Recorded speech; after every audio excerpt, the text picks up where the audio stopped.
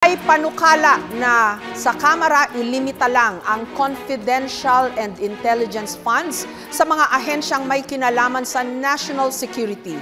Pero sabi naman ng iba, kailangan din ito ng civilian agencies para tumulong sa pangangalaga ng seguridad ng ating bansa. Ang tanong ng bayan, dapat bang tanggalan ng confidential and intelligence funds ang mga ahensyang wala namang kinalaman sa surveillance at intelligence gathering? Mga kandidato, itaas nyo na po ang inyong mga boto. Yes or no?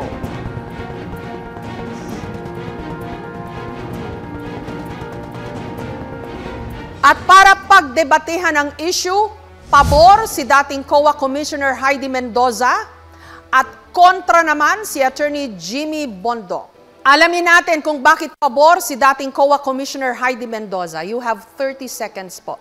Mga minamahal kong kababayan, napakinggan natin at napanood ang talakayan sa Kongreso kung paano ginamit ang intelligence funds. Rumampa si Mary Grace at 125 million inubos sa 11 araw.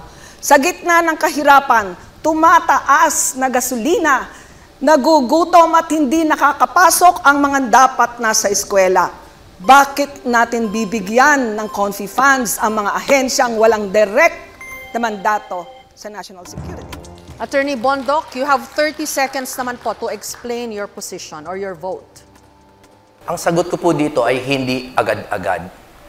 Nagkakaisa po tayo na talagang dapat labanan ng korupsyon. Ngunit ako po ay naniniwala na ang lahat ng government agencies ay may kinalaman sa national security.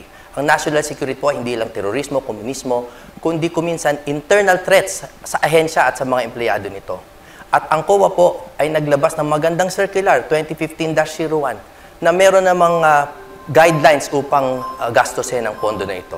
Kaya hindi agad-agad. Reaction niyo po, Commissioner Mendoza, may circular daw ho.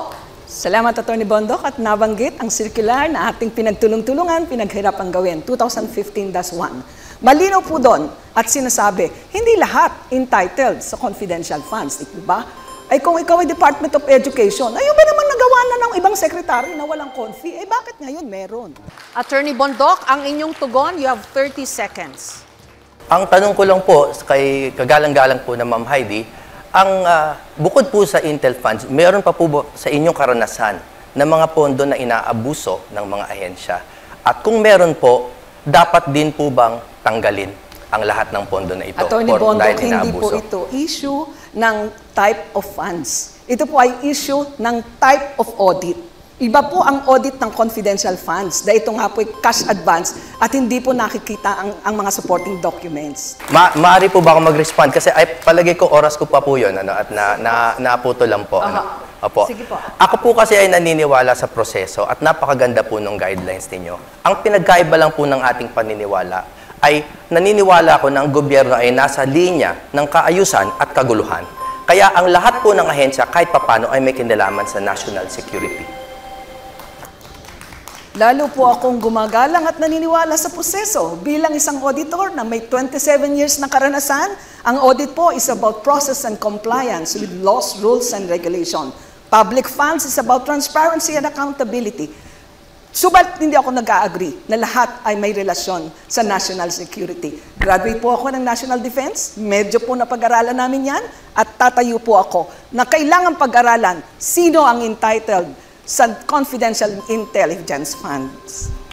Maraming salamat sa dating COA Commissioner Mendoza at kay Attorney Bondoc.